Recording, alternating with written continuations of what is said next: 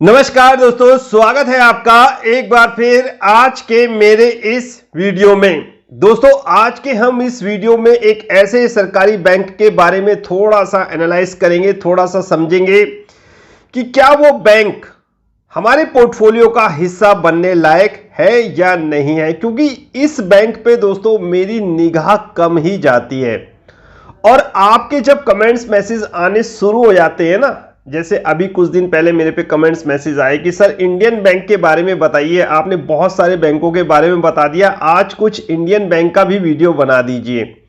तो मैंने सोचा क्यों ना आज इंडियन बैंक के बारे में ही आपको मैं बता दूं। मैसेज आया मेरे पास, मैंने सोचा ये अच्छा टॉपिक है, थोड़ा सा इसके बारे में अध्ययन करा और फिर वीडियो बनाना आपके लिए आज मेरे ख्याल से लाजमी हो गया। तो चलिए दोस्तों शुरुआत करते हैं अपने आज के वीडियो की। समझते हैं कि इंडियन बैंक क्या वाकई एक ऐसा शेयर है जो सबसे सस्ता है। क्योंकि कमेंट्स मैसेज में इस तरह के क्वेश्चंस मेरे पास आए थे कि सर यूनियन बैंक से भी ये बैंक सस्ता है। तो चलिए देखते हैं कि क्या वाकई इस बैंक में जान है। और एक बड़ी बात इसमें दोस्तों शामिल हो रही है कि इसमें जो DIIs है, यानी कि जो डोमेस्टिक इंस्टीट्यूशनल इन्वेस्टर हैं, वो लगातार इसमें अपना स्टेक यानी अपनी हिस्सेदारी बढ़ाते जा रहे हैं। यानी DIIs लगातार अपना स्टेक इसमें बढ़ाते जा रहे हैं। थोड़ा सा विस्तृत रूप से समझेंगे, जानेंगे कि आखिर इस बैंक में क्यों DIIs अपना हिस्सा बढ़ा रहे हैं। तो चलिए शुरू करते हैं, देखते हैं आखिर इस बैंक में है क्या खास। तो दोस्तों जिस तरह के आपके कमेंट्स मैसेज मेरे पास आए थे कि सर देखिए कि यूनियन बैंक से भी ये बैंक सस्ता है, वाकई दोस्तों मैंने जब इस पे निगाह डाली तो वाकई ये मुझे यूनियन बैंक से भी सस्ता लगा। और मेरे ख्याल से यही एक कारण है जिस कारण से DIIs जो है अपना इसमें स्टेक लगातार बढ़ा रहे हैं, लगातार इसमें स्टेक बढ़ा रहे हैं। देखिए जो बगल में चार्ट आ रहा है आपके पास DIIs और शेयर होल्डिंग पैटर्न, इसमें देखिए लगातार साहब जो प्रमोटर की होल्डिंग है वो तो कांस्टेंट है, यानी कि जो पहले थी जून क्वार्टर में वो अब है साहब। देख ही लेते हैं।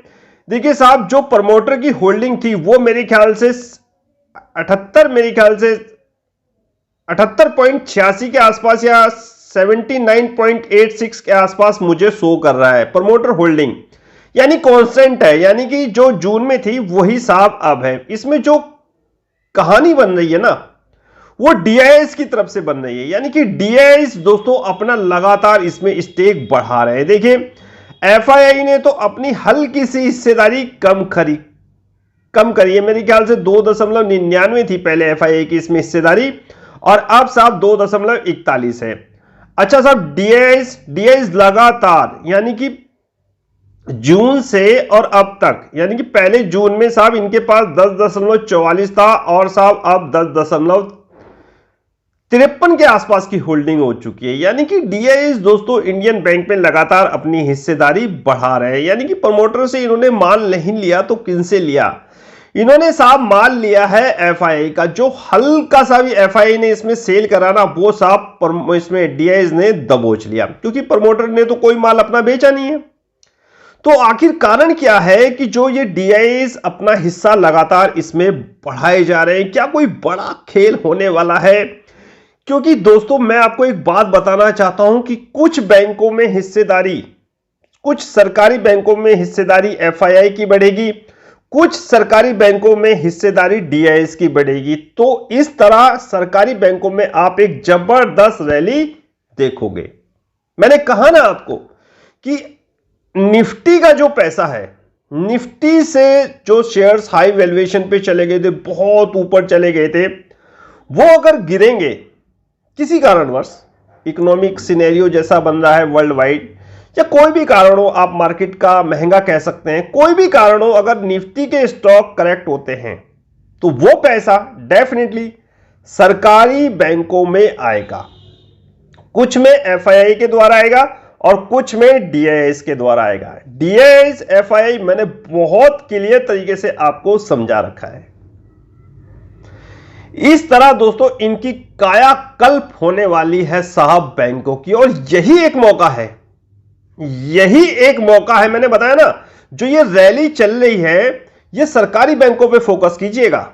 अभी बाजार कंसोलिडेशन फेज में रहेगा, कल मैं बाजार के ऊपर भी एक विस्तृत वीडियो बनाऊंगा कि मार्केट अगले हफ्ते कैसा रह सकता है। तो बाजार तो दोस्तों अभी कंसोलिडेशन फेज में रहेगा और इसी कंसोलिडेशन में आप सरकारी बैंकों में जबरदस्त रैली देखोगे और इसी रैली का आपको फायदा उठाना है और इसी रैली में आपको पैसे कमाना है। इसीलिए मैं सरकारी बैंकों में फोकस कर रहा हूं मैक्सिमम। मैंने आपको शुरू में ही बता दिया था कि अगर आपके पास 100 रुपए हैं तो साहब सबसे ज्यादा पैसा आपका सरकारी बैंकों में लगा हुआ होना चाहिए। यह एक समय चल रहा है, इस समय को आप भुनाना पड़ेगा, आपको प्रॉफिट कमाना ही पड़ेगा। बहुत सारे बैंक मैंने आपको बहुत नीचे के रेट पे पकड़वा दिए थे, अभी भी मौका है। ऐसा नहीं है कि आपके हाथ से सब कुछ निकल गया, अभी भी मौका है कि आप इन बैंकों में अच्छा खासा पैसा बना सकते हो, प्रॉफिट जनरेट कर सकते हो, क्योंकि रैली शुरू हो चुकी है इनमें। अगर विश्व यानी कि हमारा देश 5 ट्रिलियन इकोनॉमी का सपना देख रहा है तो वो बिना बैंकों के अधूरा है।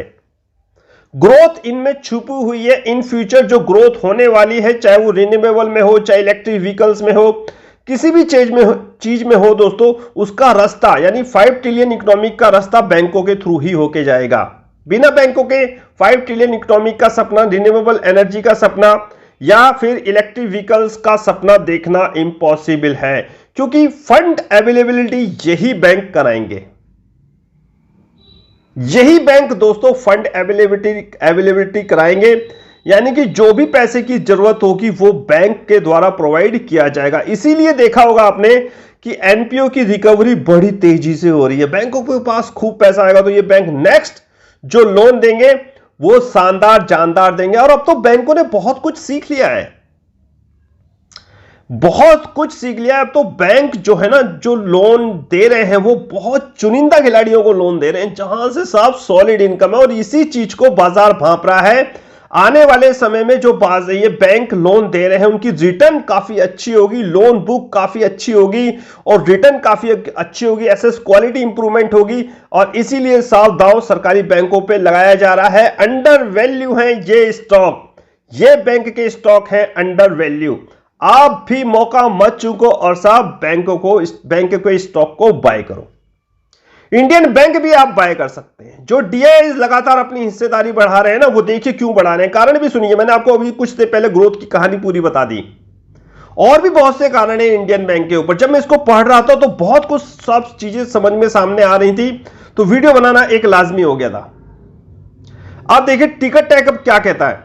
एक टिकट टैग ऐप होती है जो एनालाइज करती है कि स्टॉक महंगा है, सस्ता है, इंस्ट्रिंग वैल्यू से ऊपर है, आपको एंट्री लेनी चाहिए नहीं लेनी चाहिए। मैंने भी डाउनलोड करवा रखी है आपको। टिकट ऐप में सिर्फ 2 रेड फ्लैग हैं और दो रेड फ्लैग सिर्फ एक डिविडेंड पे है और एक एफडी जनरेट पे है। भैया एफडी की जनरेट से अभी तक इन बैंकों ने निगेटिव यानी कि कम ही रिटर्न दिया है और डिविडेंड तो अभी तक बैंकों ने दिया नहीं है, अब देना शुरू करा है थोड़ा थोड़ा। इसीलिए टिकट ऐप में सिर्फ 2 रेड फ्लैग है, बाकी सारे ग्रीन फ्लैग हैं। यानी कि प्रमोटर की होल्डिंग कोई प्लेज नहीं है, एंट्री लेवल गुड है, इंस्टिंक्ट वैल्यू कम है। इंस्टिंक्टिंग वैल्यू क्या होती है मैंने आपको समझा रखी है। तो टिकट ऐप की बात हो गई। फाइनेंशियल जो बड़े बड़े एडवाइजर हैं वो 88% यानी कि 9 लोगों पे सर्वे हुआ था, देखिए बगल में ग्राफ, उसमें 88% लोगों ने इसको बाय रिकमेंडेशन किया है और मैं भी आपको बाय रिकमेंडेशन करने की सलाह दे रहा हूं। अब अगर बात करते हैं कि बैंक सस्ता है या महंगा है, मैंने कहा ना जब भी बैंक को देखो 5-4 चीजें देख लो। ग्रोथ देख लो, बैंक सस्ता है या महंगा है वो देख लो, थोड़ा सा फाइनेंशियल ट्रैक रिकॉर्ड देख लो, थोड़ा डेप्थ देख लो। डेप्थ तो खैर हर किसी बैंक पे बात करना मेरे ख्याल से भी ठीक नहीं होगा, हर किसी बैंक पे है। तो इसके लिए हम एसेस क्वालिटी उनको देखते हैं। अगर डेप्थ ज्यादा है तो देखेंगे कि एसेस क्वालिटी सुधर रही है नहीं सुधर रही। एसेस क्वालिटी सुधरेगी तभी तो इनका डेप्थ कम होगा। और शेयर होल्डिंग पैटर्न देख लो, ये 4-5 चीजें देख लो, आपका काम हो गया। अब बात अगर सस्ते की करते हैं, क्योंकि ग्रोथ की बात मैं पहले कर चुका हूं, बात अगर दोस्तों सस्ते की करते हैं, 6 की पी पर ये कर रहा है काम। टिकट टाइप 6 के आसपास दिखा रहा है और साहब इसकी ना 4 की पी के आसपास, 4-5 की पी के आसपास दिखा रहा है। तो थोड़ा सा डिफरेंस हो सकता है। दोनों ही ऐप मैंने आपको डाउनलोड करवा रखी है, दोनों ही आप चेक कर सकते हो। इंडियन बैंक को खोलिए, जाइए, देखिए, उसका थोड़ा सा समरी पढ़ने की कोशिश करिए, स्टॉक को एनालाइज करिए, टेक्निकल फंडामेंटल सारी चीजें आपको स्कैनर और मैंने टिकट ऐप पे देखनी सिखा रखी है। तो जो इसकी पी है वो साहब सस्ती है, यानी कि 10 से तो बहुत नीचे है। और जो सेक्टर की पी है वो साहब 28 के आसपास है। बताइए आप, सेक्टर की पी 28 है और ये 6 है, यानी कि अगर अपने सेक्टर की पी के आसपास पहुंचेगा 4 गुना, 170-71 के आसपास इसका रेट चल रहा है। तो मैंने कहा ना, जो भी ये सरकारी बैंक के टारगेट हैं वो बहुत बड़े हैं। अब ऐसा नहीं है कि एकदम ये रॉकेट बन जाएंगे, थोड़ा ऊपर थोड़ा नीचे, ये आपको थोड़ा सा पेशेंसली इनको होल्ड करके रखना पड़ेगा। सस्ते की तो बात भैया ये हो गई। बुक वैल्यू, अच्छा बुक वैल्यू से भी मेरे ख्याल से ये बैंक बहुत सस्ता है। टिकट है कुछ और कह रहा है, स्कैनर कुछ और कह रहा है। मेरे ख्याल से 250-300 के आसपास की इसकी बुक वैल्यू है। बगल में जो मैं फिगर लगा रहा हूं उसमें देखिएगा, उसमें एग्जैक्ट फिगर मिलेगी और उसके हिसाब से बुक वैल्यू के हिसाब से अभी 170-71 के आसपास ये ट्रेड कर रहा है। तो अपनी बुक वैल्यू से नीचे ट्रेड कर रहा है। पहली चीज, पी सस्ती है, बुक वैल्यू से भी अभी भी ये नीचे ट्रेड कर रहा है, तो सस्ता हुआ। सब सेक्टर की बुक वैल्यू, सेक्टर की बुक वैल्यू दोस्तों मेरे ख्याल से इस समय 2.95 के आसपास शो कर रहा है। देखते हैं, जो सेक्टर की बुक वैल्यू है वो 2.46 है और इसकी बुक वैल्यू 0.55 है। तो बुक वैल्यू दोस्तों नीचे ही है। बाकी बगल में ग्राफ लगा हुआ है, पी मैंने आपको बता ही दिया। अच्छा साहब, जब भी कभी एक बात ध्यान रखना, जब भी कभी सेक्टर से किसी स्टॉक की पी ही सस्ती हो, बुक वैल्यू सस्ती हो, तो वो डेफिनेटली अंडर वैल्यू होता है और उसमें साफ संभावना होती है अपसाइड ज्यादा की, यानी कि अपसाइड की जो पॉसिबिलिटी होती है वो बहुत ज्यादा होती है। ये चीज ध्यान रखा करो।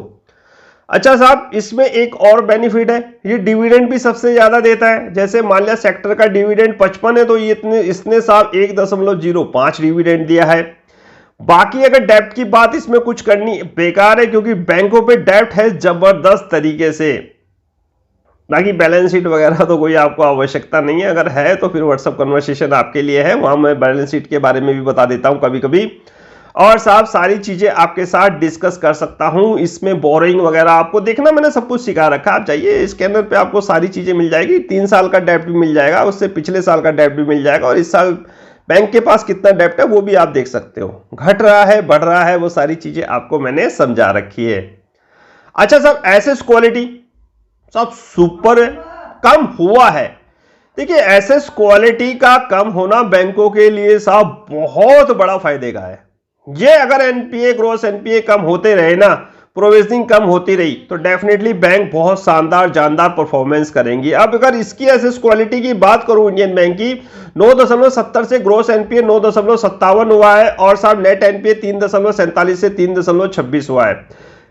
ज्यादा नहीं कुछ कम जरूर हुआ है, ज्यादा नहीं कुछ कम जरूर हुआ है, तो हुआ है, एसेट क्वालिटी तो सुधरी है ना भाई। बाकी अगर मैं बात करता हूं इसके की points, capital adequacy ratio, Kasa ratio भी 41 के आसपास मुझे शो कर रहा है। बाकी सारी चीजें मैं अपने टेलीग्राम चैनल पे लगा दूंगा और मैंने आपको बता ही रखा है कि किस तरह एक बैंक के फंडामेंटल या फंडामेंटल एनालिसिस करना चाहिए। और मेरे ख्याल से आरएसआई वगैरह सब कुछ मैं अपने टेलीग्राम चैनल पे लगा दूंगा, आप वहां जाके उसको देख लीजिए। बाकी की पॉइंट्स इसमें कुछ है नहीं। थोड़ा सा अगर इसकी रिजल्ट की बात करें तो साहब 1126 करोड़ रुपए बैंक ने कमाए थे पिछली बार, पिछले क्वार्टर में 1260 के हिसाब से, यानी जून क्वार्टर में इसने 1260 करोड़ रुपए कमाए थे और अब साहब 1126 करोड़ रुपए कमाए हैं। थोड़ा सा कम कमाया है, कोई बात नहीं, कोई दिक्कत परेशानी वाली बात नहीं है। रैली को समझिए, रैली को ध्यान में रखिए, किस चीज पे सरकार डीआईज एफआई फोकस कर रहे हैं वो चीज को ध्यान में रखिए, कहां तक ये स्टॉक को ले जाएंगे, सिर्फ यही चीज समझने वाली है। और यही चीज अगर जो समझ गया वो बाजार में पैसा बना गया बना गया बना गया। तो साहब ये फाइनेंशियल ट्रैक रिकॉर्ड था, बाकी ऐसा कुछ है नहीं। मैंने शेयर होल्डिंग पैटर्न आपको शुरू में बता दिया है। डीआईएस लगातार इसमें अपनी हिस्सेदारी बढ़ा रहे हैं, जरूर कुछ ना कुछ एक बड़ा खेल इसमें होने की पूरी संभावना है। आप भी इसके कुछ शेयर अपने पोर्टफोलियो में ले सकते हैं। आरओसी आरओई वगैरह मैं डिस्कस अपने टेलीग्राम या व्हाट्सएप चैनल पे करूंगा। बहुत कुछ फंडामेंटल रह जाते हैं, मोटा मोटी चीज मैंने आपके साथ डिस्कस करती, इसके आधार पर भी आप इसमें साहब इन्वेस्टमेंट कर सकते हो। तो साहब बहुत बारीकी चीजें अगर आपको जाननी है तो व्हाट्सएप और साहब टेलीग्राम आप मेरे यूज कर सकते हो। स्कैनर और साहब टिकट ऐप भी आप डाउनलोड कर सकते हो, मैंने तरीका आपको बता रखा है। दोस्तों आज का ये वीडियो है इंडियन बैंक के ऊपर। मेरी बाय रिकमेंडेशन है, कुछ शेयर आपके पोर्टफोलियो में डेफिनेटली होने चाहिए। जिस प्रकार की रैली चल रही है सरकारी बैंकों में, ये सरकारी बैंक अभी यहां नहीं रुकने वाले, बहुत ऊपर है इनके टारगेट। और अगर बाजार थोड़ा सा हल्का फुल्का भी करेक्शन होता है, थोड़े से नीचे आते हैं, तो वो मौका होगा इनको खरीदारी करने का, ना कि बिकवाली। इनको जितना आप एक्यूमुलेशन के द्वारा अपने पोर्टफोलियो में इकट्ठा करेंगे, आने वाले समय में उतना ही प्रॉफिट में रहेंगे। आगे दीजिए मुझे आज का ये वीडियो समाप्त करने की। मुलाकात होगी किसी नेक्स्ट वीडियो में किसी नए टॉपिक के साथ। तब तक कीजिए इंतजार। फाइनली नमस्कार।